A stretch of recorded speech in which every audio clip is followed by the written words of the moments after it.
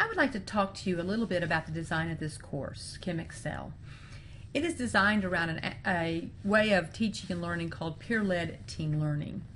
And there's a lot of different aspects about this design, and it was designed for general chemistry in particular, but it's good for science and math of various kinds where problem solving is a big component.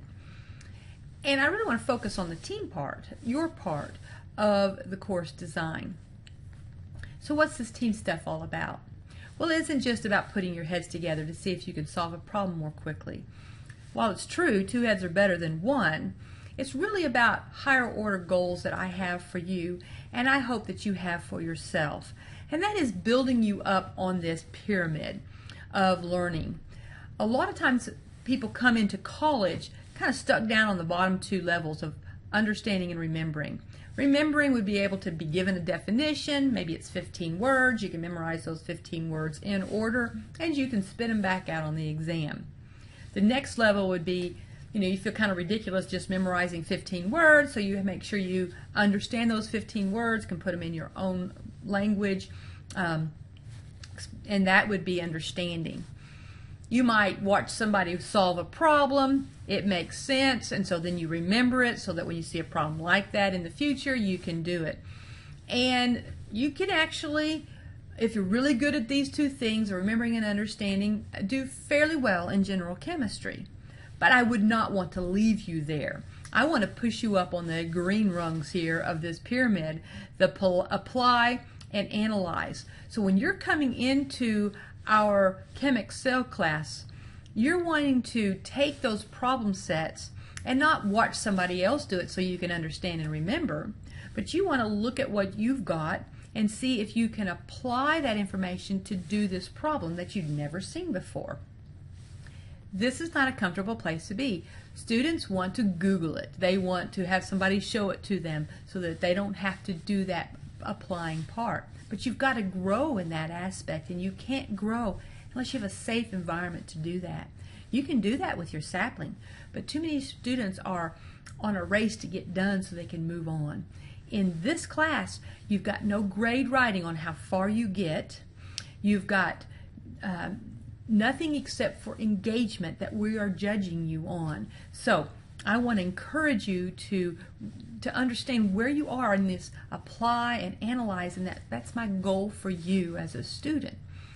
So one of the things that working in a team does is it gets those ideas out of your head and into the air, and you can hear yourself speak and you can start saying, does that make sense? Am I implying what I know in an appropriate way? And depending on where you are and different levels of understanding, you're going to get different benefits from this team approach. It could be that you're coming in with some understanding. This is where most people will live. They listened to the lecture, it made sense.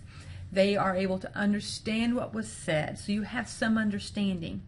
But what you don't realize is those, in your thinking, those guardrails that you're jumping over or connections that you're missing. But when you start talking out loud and you're trying to go through a logical event analyzing information, you start understanding and hearing yourself saying, that doesn't make sense, or I'm not sure I understand how I got from here to here. And you would never have noticed that if you didn't get it out of your head and out into the air where other people are listening, and that's okay.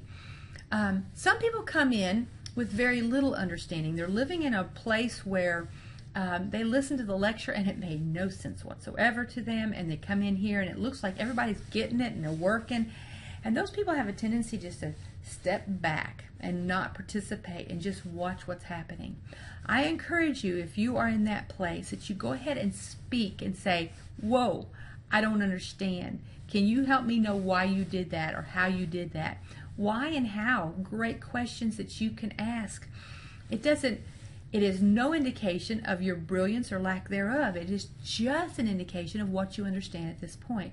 So open yourself up to say you don't understand. Now, if you find yourself in this position a lot, that you have very little understanding time after time, I will encourage you between lecture and our ChemExcel days that you review your notes, that you look over it again and see if you could start making some connections where you're not walking in feeling totally lost every time. But that's going to happen to everybody at some point where you just feel like you don't understand. Engage anyway.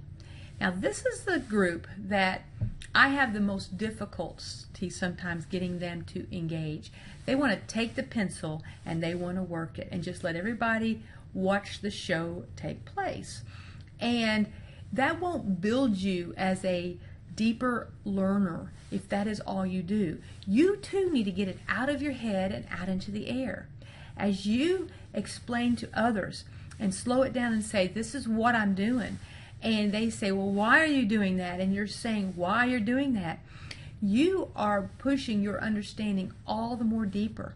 If you find yourself saying, I'm doing this because I remember that the teacher did it this way, do you really understand? It'll make you take note of what you're saying and truly start building your understanding. I know for me, when I got my PhD, I didn't learn near as much as when I started actually getting in front of the classroom and teaching it.